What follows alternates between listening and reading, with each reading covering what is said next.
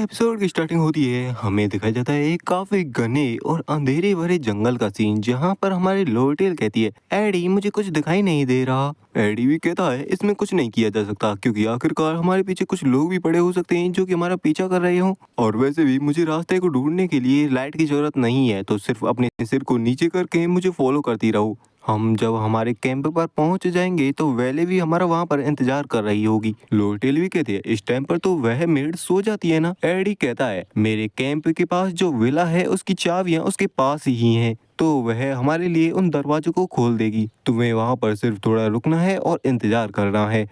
लोटेल भी कहती है क्या उस मेड ने तुमको ये सजेस्ट किया था। हमारा एडी भी कहता है क्या वेले माया। ऐसा कहकर वह हमारी लोटेल की तरफ देखता है, जो कि अपनी जगह पर रुक चुकी होती है और एकदम शांत होती है। एडी उसकी ऐसी चुप्पी को देखकर कहता है क्या तुम वेले पर भी भरोसा नहीं करती हो। लोटेल भी कहती है हाँ कुछ ऐसा ही, आखिर मैं कौन हूँ। मुझे पता है कि वह एक काफ़ी अच्छी पर्सन है, लेकिन यह तब तक के लिए था जब तक कि मैं उसकी एक एम्प्लॉयर थी। कई लोग तो दशकों तक इंतजार करते रहते हैं ताकि वे हमारा भरोसा तोड़कर हमको धोखा दे सकें। एक अच्छी डील के लिए रिलेशनशिप कोई मैटर नहीं करता है। हाँ मैं सही बताऊँ तो मैं भी बेले माया पर भरोसा नहीं करती हूँ। तभी एडी उसके हाथ को छोड़ते हुए कहता है तो क्या यह मेरे ऊपर भी अप्लाई नहीं होता है। लोटेल भी कहती है इसी वजह से जब से मैं ओल्ड एज से वापस आई हूँ, यहाँ पर एक ऐसी चीज़ है जो कि मुझे तुम्हें बतानी है। जब मैं वहाँ पर थी तो मैंने एक चीज़ को रियलाइज़ किया था। जब मैं एक एक्टिंग कंपनी लीडर बन गई थी तब मैंने समझा कि यहाँ पर मेरे पास किसी न किसी चीज़ की तो कमी है। बड़े बड़े पॉलिटिशियंस जनरल्स जो कि लास्ट तक सरवाइव कर पाते हैं, उनमें एक चीज़ कॉमन होती है, उनके पास कुछ ऐसे लोग होते हैं जो कि उनके साथ अंत तक बिना किसी स्वार्थ के उनके साथ काम करते रहते हैं, और वे उनके अपने लोग होते हैं। एलाइट की बात की जाए तो हाँ उसके पास भी ऐसे लोगों की कमी थी, इसी वजह से मैं जीत पाई। लेकिन यह चीज़ मुझे एक बार फिर से रियलाइज़ हुई है कि जल्द ही मेरा भी अंत कुछ इस तरीके से होगा। मेरे मेरे पास कोई भी ऐसा पर्सन नहीं है जिसे मैं अपना कह सकूं। प्लीज़ तुम मेरे बन जाओ एड, और वैसे ही मैं तुम्हारी भी बन जाऊंगी। मुझे पता है कि इस दुनिया में कोई भी चीज़ फ्री नहीं है, तो फिर भी हम एक स्वतंत्र कॉन्ट्रैक्ट बनाएंगे ना। एडी भी कहता है लोटेल तुम्हारा ये ऑफर कितना बेतुका है। जिसकी बातों को सुनकर लोटेल भी शांत हो जाती है, जहाँ पर एडी आगे कहता है मैं तो काफ़ी लंबे टाइम से ही तुम्हारे अपने लोगों में से एक था। तो क्या जो तुमने अभी बात कही इसका मतलब क्या तुम मेरे अपने लोगों में से नहीं थी। लेकिन तभी हमारा एड किसी चीज को देखकर चौंक जाता है। वह देखता है कि लोटेल के आंसुओं को। वह कहता है हे अचानक तुम्हारे साथ ऐसा क्या हो गया, क्यों क्या हुआ। जहाँ पर लोटेल आंसू के साथ रो रही होती है और अपने सिर को एडी के सीने से लगा देती है। एडी भी चौंक जाता है। एडी भी कहता है लोटेल यह कोई ऐसी चीज नहीं है जिस पर तुम्हें रोना चाहिए। लोटेल भी कहती है चुप हो जाओ, यह मेरा पहला टाइम है जब मैं किसी और के सामने रो रही हूँ। तभी वह स्माइल भी करने लगती है और यह सीन जुगनुओं के साथ काफी ज्यादा ही प्यारा लग रहा होता है। जहाँ पर हमारा ड्यून उसी जगह पर आया होता है जहाँ पर इजला को किडनैप करके रखा गया होता है। वहाँ पर वह देखता है कि इजला तो नहीं होती है, लेकिन उसका छोड़ा गया लेटर होता है जिसमें लिखा होता है आपके खाने के लिए शुक्रिया। और इस लेटर को देखकर वह कहता है हाँ इस लेटर सच में यहाँ से एस्केप कर चुकी है। 20 से ज्यादा अंडरग्राउंड वेयर हाउसेज को खोजने के बाद वह अभी तक यहाँ पर नहीं मिली है। इसका तो यह मतलब हो सकता है वह पहले ही सेकंड फ्लोर या उससे ऊपर वाले फ्लोर्स पर जा चुकी है। तो हर कोई जल्दी से ऊपर की ओर जाओ और जाकर इजला ट्रेस और एड्रो टेलर को ढूंढो। लेकिन तभी उन्हें भूकंप के झटके महसूस होने लगते हैं। वह ड्यून भी कहता है आखिरकार यह आवाज कैसी। जहाँ पर उसका एक साथी कहता है सर हमारे वर्कर्स अपर फ्लोर पर नहीं जा सकते हैं अभी, क्योंकि टाइले मैक्लोर और एड्रो टेलर ने जो मर्सनरीज हायर किए हैं उनके बीच में फाइटिंग चल रही है वहाँ पर। ड्यून भी चौंक जाता, कहता क्या एड्रो टेलर के मर्सनरीज, क्या आखिर यह सब चल क्या रहा है। वहाँ पर सीन शिफ्ट होता है, हमें टाइले मैक्लोर का सीन दिखाया जाता है जो कि हमारी अलवीरा के साथ फाइट कर रहा होता है। अलवीरा अभी अपने मैजिकल टूल्स के साथ टाइले मैक्लोर को काफी कड़ी टक्कर दे रही होती है और उसका एक टूल तो सीधा हमारे टाइले मैक्लोर के सामने आकर फटता है। अलवीरा सोचती है इस अटैक के साथ शायद मैं इसके साथ थोड़ा डिस्टेंस बना पाऊँ।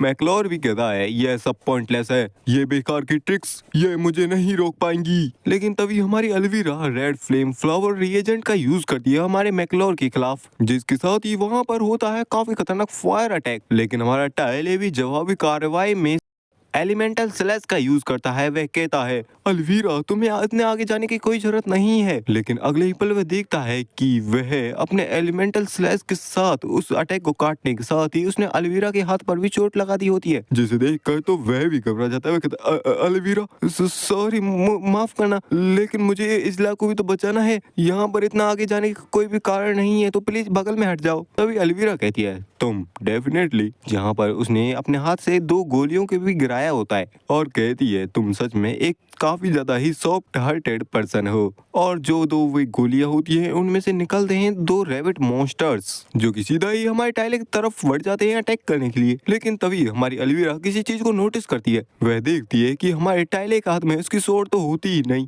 और अलवीरा मन में सोचती है, अरे नहीं, फाइट करते करते मैंने ध्यान ही नहीं दिया, मुझे रुकना होगा। लेकिन भाई अगले ही पल उस रैबिट मॉन्स्टर पर होता है एक काफी खतरनाक से स्वॉर्ड का अटैक, जो कि हमारे टाइले ने ही किया होता है। ल्यूडेन द्वारा conceive first swordsman. Mythical swordsman सिर्फ उन लोगों को सिखाई जाती है जो कि मैक्लोर ब्लड के साथ जन्मे हो। इस टाइम हमारे टाइले के हाथ में है उसके इंटरनल माना से बनी हुई एक स्वॉर्ड, जो कि अपने अपोनेंट को चीर के रख सकती है, जिसे बेसिकली तौर पर कहा जाता है फैंटम स्वॉर्ड टेक्निक। जहाँ पर हमारे टाइले भी फैंटम स्वॉर्ड टेक्निक के साथ तैयार होता है मॉन्स्टर का सामना करने के लिए, और अपने स्वॉर्ड के साथ उस मॉन्स्टर को काट के रख देता है। टाइले मैक्लोर जिसे उसकी लिमिट्स तक पुश किया गया, जिस वजह से उसे इमीडिएटली हाई रैंक अचीव हो गया। लेकिन यहाँ पर है एक दिक्कत, और वह दिक्कत यह है कि वह इसे पूरी तरीके से कंट्रोल नहीं कर सकता, इस फैंटम स्वॉर्ड टेक्निक की खतरनाक पावर को। जहाँ पर हम देख भी पाते हैं उसके स्वॉर्ड स्लैश के अटैक का जो स्लैश होता है वह हमारी अलवीरा की तरफ बढ़ रहा होता है, और वह अलवीरा को हिट होने ही वाला होता है कि तभी अलवीरा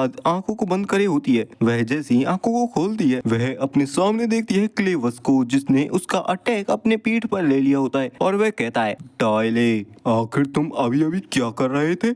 जहाँ पर क्लेविस अपने मन में सोचता है, मैं स्कूल में इसलिए रुकना चाहता था क्योंकि मैं सच में घर पर नहीं जाना चाहता था, और इस ब्रेक के पूरे टाइम अलवीरा द्वारा मुझे एटिक्यूट सिखाने के नाम पर घसीटा गया। यहाँ तक कि मैंने उस अनोइंग हाई सोसाइटी इवेंट को भी अटेंड किया, जिनसे मुझे सच में काफी ज्यादा ही दिक्कतों का सामना करना पड़ा। लेकिन जब अलवीरा ने कहा कि उसे डॉर्म में कोई काम है तो वह कल सुबह तक नहीं आएगी, तब उस टाइम पर सच में मैंने पहली बार अपनी फ्रीडम को एंजॉय किया उस फैमिलियर अंधेरी रात को कंफर्टेबली। लेकिन तभी वह बेड पर सोते सोते रियलाइज करता है और कहता है, क्या उसे डॉर्म में कुछ काम करना है। आखिरकार अब वह इस बार किस तरह की अननेसेसरी चीज को करने वाली है। हाँ, मैं तो सच में पागल होता जा रहा हूँ इसकी बातों से। जिसके बाद वह सीधा यहीं पर पहुंच चुका होता है, जहाँ पर क्लेवर्स हमारे अलवीरा के हाथ पर लगे घाव को देखता है। अलवीरा भी कहती है, वेट, रुको रुको क्लेवर्स, रुको। क्लेवर्स भी कहता है, शट अप। अलवीरा के घाव से ब्लीडिंग भी हो रही होती है। क्लेवर्स कहता है,